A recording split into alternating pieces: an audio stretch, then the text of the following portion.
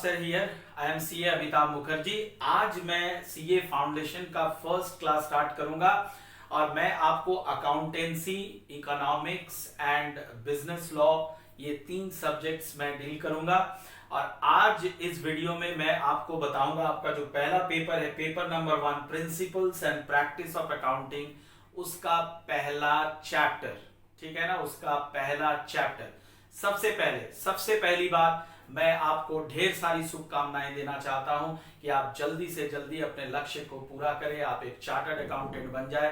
और मैं आपको याद दिलाना चाहता हूं, चार्टर्ड अकाउंटेंट का मतलब होता है एक्सपर्ट इन अकाउंट्स, यानी आपसे बेहतर अकाउंट्स कोई जान ही नहीं सकता। ठीक है ना, तो you are going to be a chartered accountant. आप कॉमर्स के सबसे हाईएस्ट डिग्री को अचीव करने वाले हैं, इसलिए बहुत कड़ी मेहनत करो। और एक बार मेहनत कर दोगे तो मैं पर्सनली इसको कहता हूं, CA का फुल फॉर्म होता है कंप्लीट आराम। तो इनिशियली आपको बहुत मेहनत करना है और अंत में सुख ही सुख है आपके लाइफ में। तो दूसरी बात मैं आपसे ये कह दूं कि देखिए, कई बच्चों को मैं हर साल देखता हूं कि उसको बहुत हड़बड़ी रहता है कि यार जल्दी से जल्दी सिलेबस को फिनिश कर दे, किसी तरह से मुझे बहुत हड़बड़ी है, मैं यार बर्दाश्त नहीं हो रहा है, मैं कब CA बनूंगा, ये वगैरह वगैरह। तो CA के लिए देखिए, पेशेंस इज मस्ट। आप में पेशेंस बहुत होना जरूरी है। अंडरस्टैंड, हड़बड़ाने की बात नहीं है। आप अपनी पढ़ाई को हड़बड़ा करके आगे नहीं निकाल सकते। You have to have patience for this. Now see, अब मैं फर्स्ट चैप्टर की ही बात करूंगा। तो मैंने देखा है कई बच्चों को, मैं हर साल मैं सेम डायलॉग्स देता हूं कि भाई देखो, फर्स्ट चैप्टर को नेग्लेक्ट मत करो। ये आपका बेस है, जड़ है। अगर आपकी जड़ मजबूत है तो आप उसमें पिलर्स आराम से खड़ा कर सकते हो। कितनी भी बड़ी तूफान आ जाए, वो उस पिलर को हिला नहीं सकता। ठीक है ना, तो इस चैप्टर को आप बिल्कुल ही नेग्लेक्ट मत करो और इस चैप्टर को एकदम स्टार्टिंग से पढ़ो। तीसरी बात मैं आपसे कह दूं कि हमारे इंस्टीट्यूट का जो स्टडी मटेरियल है वो इतना अच्छा से कंपाइल किया हुआ है, उसका अगर एक एक वर्ड, एक एक लाइन आप अच्छे से पढ़ लेंगे तो आपको दूसरे गाइडेंस की जरूरत ही नहीं पड़ेगी। ठीक है ना, तो मेरा आपसे दरख्वास्त है कि आप जो है स्टडी मटेरियल को भी नेग्लेक्ट नहीं करेंगे। आप स्टडी मटेरियल को थॉरो पढ़ेंगे, उसके एक एक सम्स को डील करेंगे और उसका जो थियोरी पोर्शन है उसको एक एक लाइन बढ़िया से पढ़ो। हाइलाइटर रखो अपने पास, जहां पे आपको लगता है ये इंपॉर्टेंट है उसको तुरंत हाईलाइट कर लो। ठीक है ना, पढ़ने के और भी कई तरीके हैं, मैं जैसे जैसे क्लास को आगे बढ़ाऊंगा आपको बताता रहूंगा। तो आज मैं फिलहाल स्टार्ट करूंगा meaning and scope of accounting. ये यूनिट 1 है आपके कौन से सब्जेक्ट का, principle and practice of accounting. देखिए, इंस्टीट्यूट क्या कहता है, इंस्टीट्यूट कहता है कि बच्चों आप इस चैप्टर में इन टॉपिक्स को मजबूत कर लो। ठीक है ना, ये आप अपना बेस बना रहे हो। क्या क्या, सबसे पहला ट्रांजैक्शंस एंड इवेंट, दूसरा procedure of accounting, objectives of accounting क्या होता है, फंक्शंस ऑफ अकाउंटिंग क्या होता है, बुक कीपिंग एंड अकाउंटिंग क्या होता है, यूजर्स ऑफ अकाउंटिंग इंफॉर्मेशंस क्या होता है। तो ये जितना भी टॉपिक्स आप देख रहे हो, मैं 3 वीडियोस में इसको कवर करूंगा, 3 लेक्चर्स वीडियोस होंगे, उसमें मैं कवर करूंगा। आप उसको आराम से देखो, समझो, जहां दिक्कत है ये मेरा व्हाट्सएप नंबर दिया हुआ है, आप उस पर मुझे मैसेज कर दो, मैं पूरा डाउट आपका क्लियर कर दूंगा। ठीक है, तो आइए स्टार्ट करता हूं।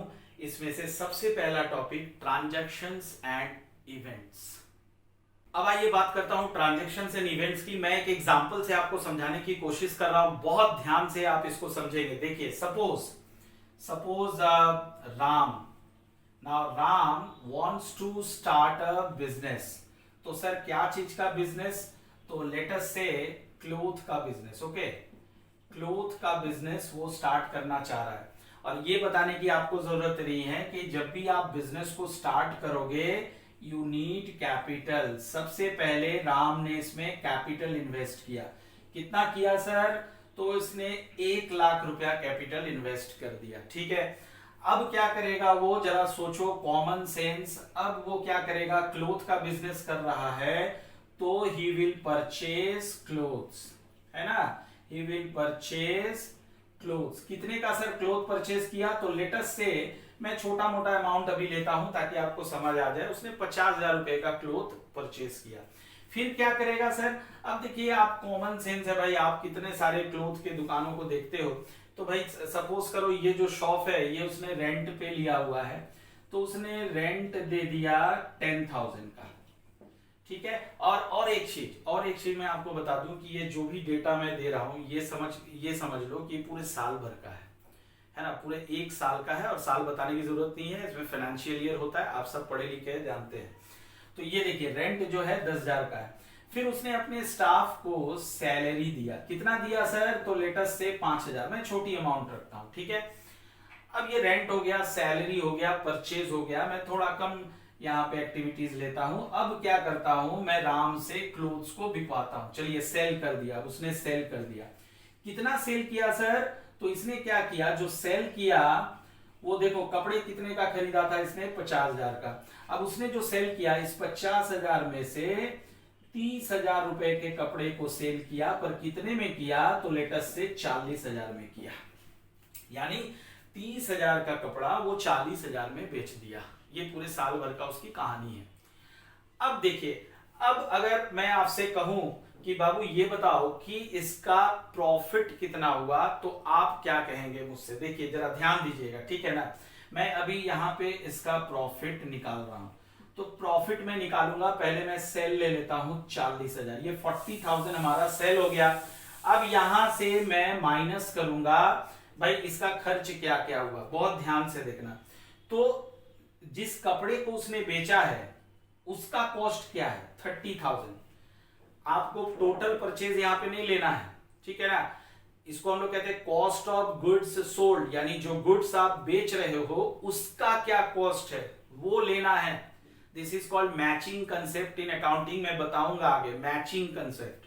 तो 40,000 में से आप यहां पे 30,000 का कपड़ा बेच रहे हो, तो आप यहां पे 30,000 लोगे, ठीक है। अच्छा चलो सेल को मैं थोड़ा सा बढ़ा देता हूं, लेट इट बी कर दो 60,000, चलो ठीक है ना, ये 60,000 मैंने सेल ले लिया, 30,000 मैं यहां से घटा दिया।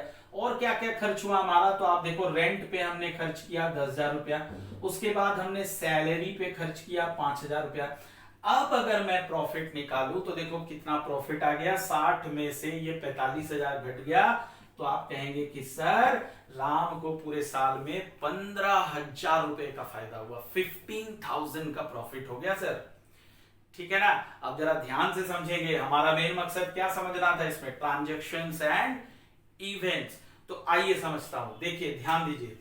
तो ट्रांजैक्शंस क्या है, ट्रांजैक्शंस में मैं यहां पे लेने वाला हूं capital, purchase, rent, salary, sale, यानी वो activity, all those economic activities which take place during the year in a business.